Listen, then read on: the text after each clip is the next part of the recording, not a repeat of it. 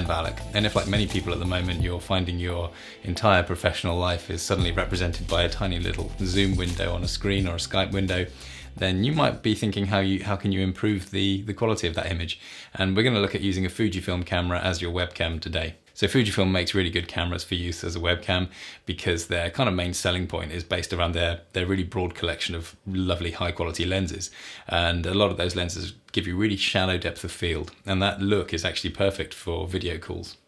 So if you're wondering about kind of different cameras on the market, you'll have quickly realized that they're broadly grouped into different sensor sizes, and the expensive cameras are the full frame cameras, so they have a full frame size sensor, and then you come down to APS-C sized cameras, and the Fujifilm cameras are APS-C sized cameras.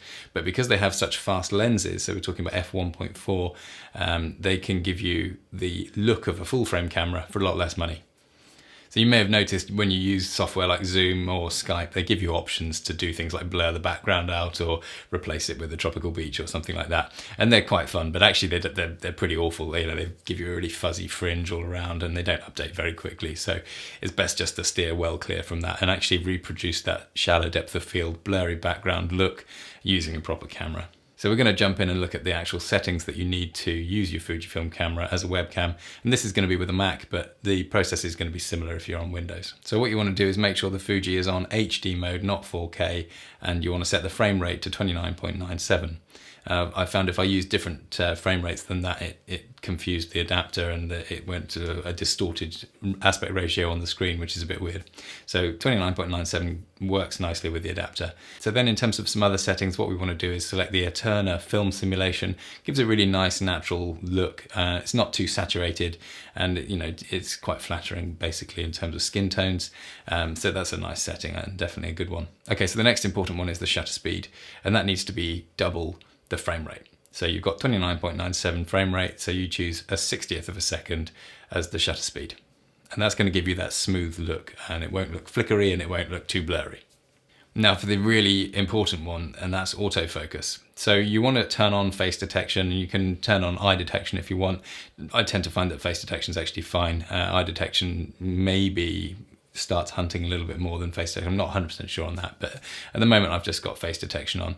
So as I come closer, it should track me, and it shouldn't hunt. Now Fuji autofocus is a little bit funny. Sometimes it does hunt when it shouldn't do.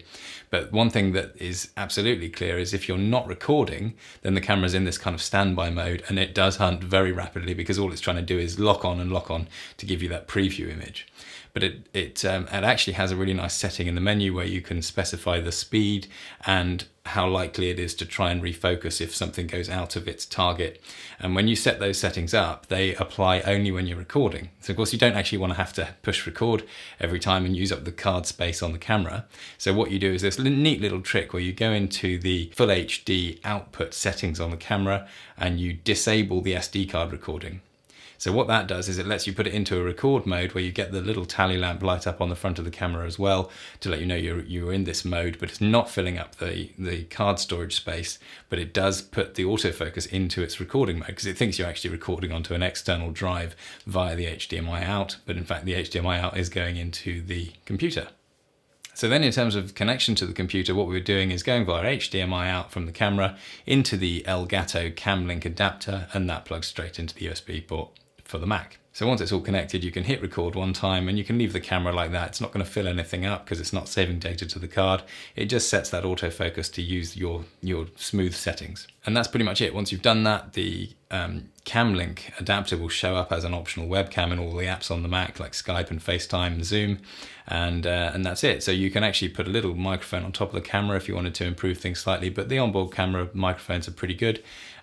Or you can use AirPods. I mean, the Zoom and Skype, they destroy the audio quality anyway, so the microphone's not too crucial here. It's mainly about getting that nice look with your shallow depth of field and your blurry background, especially if you're in your kitchen or something you don't necessarily want all the detail in the background. This is a great approach. So one thing to mention, if you're using the Fuji camera, you do obviously want your aperture on the lens set to the lowest number, so f1.4 if you're using the fast prime lenses, or whatever the lowest number on those lenses are. I'd actually recommend, if you're picking up a kit here, to grab the 23mm f1.4 prime lens for this kind of application. You can grab them on eBay, they're super cheap on eBay, and that makes for a really great lens. That's what I'm talking to you on now. So in terms of positioning the camera, you want it just below eye height, so that you're, you know, a sort of reasonably flattering angle and not that normal looking up angle that you get with the webcams on a laptop. But obviously you do also need it close to the screen. So in an ideal world, you'd have a monitor up high, and then you can put the camera near the monitor edge. And the little trick is just to make sure the window that you're looking at is actually positioned as close to wherever you've got your camera lens, because it just means your eyes are that bit closer to looking straight into the lens. And that's the best way to get that sort of natural, engaging look.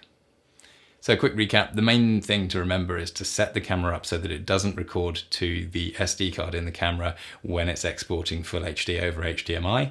And that lets you push record one time, gets the tally lamp on, and sets the camera up so that it uses your nice smooth autofocus settings. And that's what really makes the Fujifilm system work well as a webcam. And hopefully it's been of use, and I'll see you in the next video.